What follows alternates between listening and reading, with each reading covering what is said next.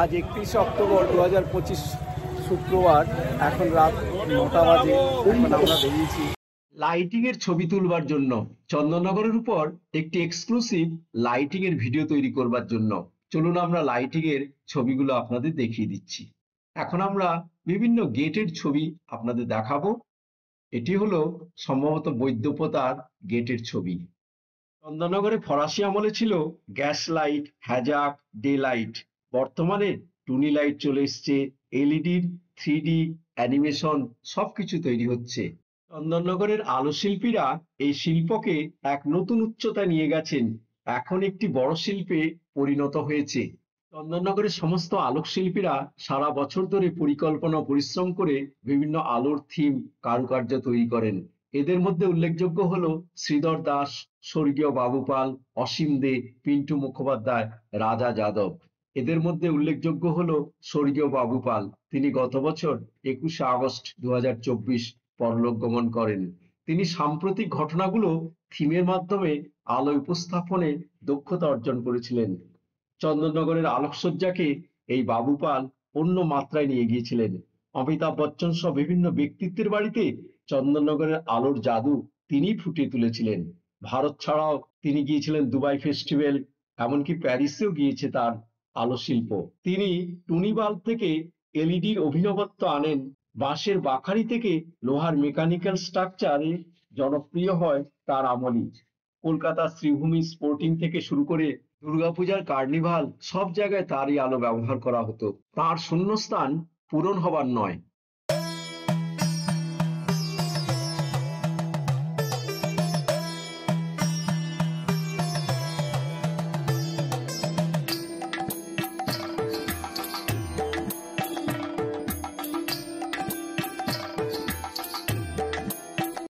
এটি ছিল চন্দননগর বড়বাজারের লাইটিং। চলুন আমরা দেখে নিই বড়বাজারের লাইটিংটা কেমন ছিল।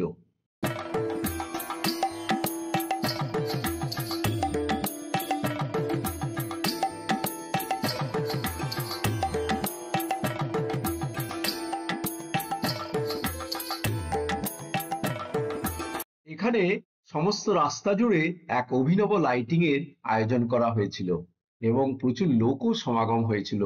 আর এটি হলো সেই লাইটিং এর সামনেই সুন্দর একটি গেট এবং মাঝখানে নতুন জগন্নাথ মন্দির।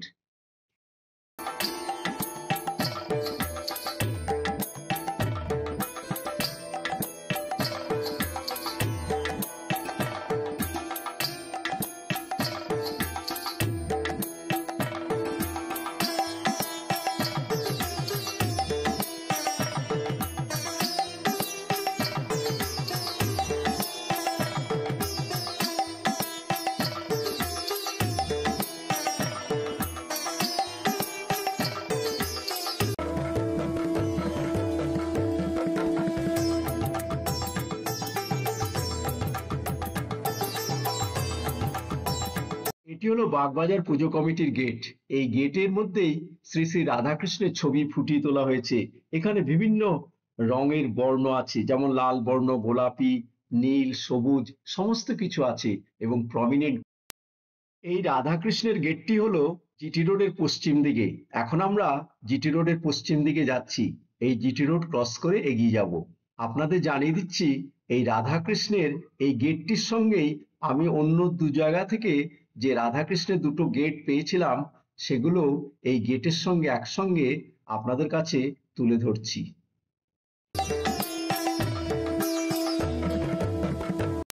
আমরা এখন চলেছি বাগবাজার চৌমাথার এই পুজো প্যান্ডেলের কাছ দিয়ে। এটি হলো বাগবাজার চৌমাথার আলোকসজ্জা।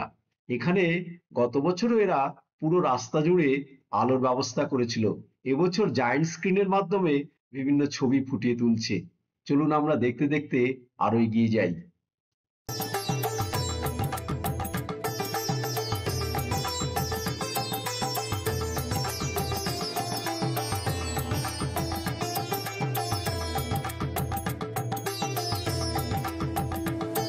বাগবাজার পুজো কমিটির এটি দ্বিতীয় বিশালাকার গেট।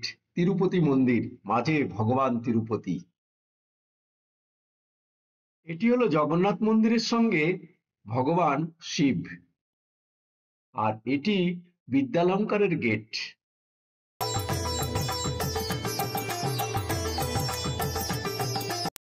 এই মুহূর্তে আমরা স্টেশন রোড ধরে হাঁটছি।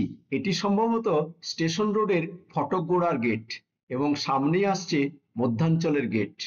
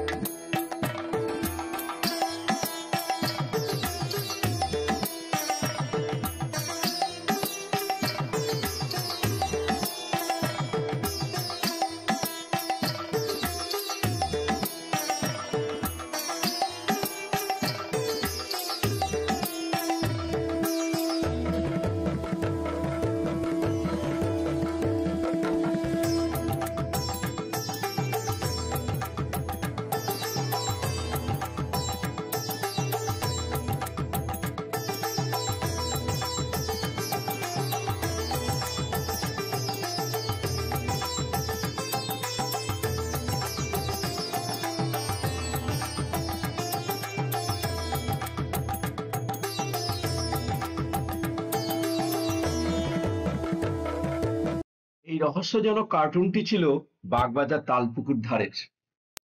এবারে আমরা পৌঁছে গেছি চন্দননগর জগদ্ধাত্রী পুজোর মধ্যাঞ্চল পূজা কমিটির আলোকসজ্জায়। আপনারা যারা চন্দননগরে এবছর জগদ্ধাত্রী পুজো এসেছিলেন তারা নিশ্চয়ই এই জলাশয়ের উপর এই আলোকসজ্জা দেখেছিলেন। এখানে কিছুক্ষণ ধরে একটি শো চলছিল। এই শোয়ে মাধ্যমে গ্লোবাল ওয়ার্মিং এর কারণে বিপন্ন প্রাণীদের বাঁচানোর বার্তা দেওয়া হচ্ছিল। মধ্যাঞ্চল কমিটি তাদের লেজার লাইট, এলইডি লাইটের আলোক রশ্মির মাধ্যমে এখানে বাঘ, সিংহ, হাতি, ঘোড়া, পেঁচা ইত্যাদি পশু পাখির ছবি ফুটিয়ে তুলছিল। আর এটি হলো চন্দননগর স্টেশনের পরে খলিশানি, ফটকগোড়া, তারপরই মধ্যাঞ্চল।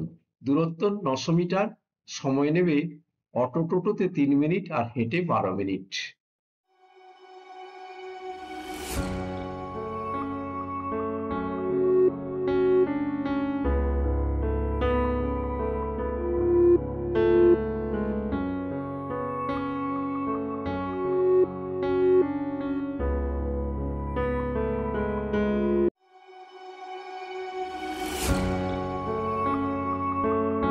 আজকের ভিডিও এখানেই শেষ করছি।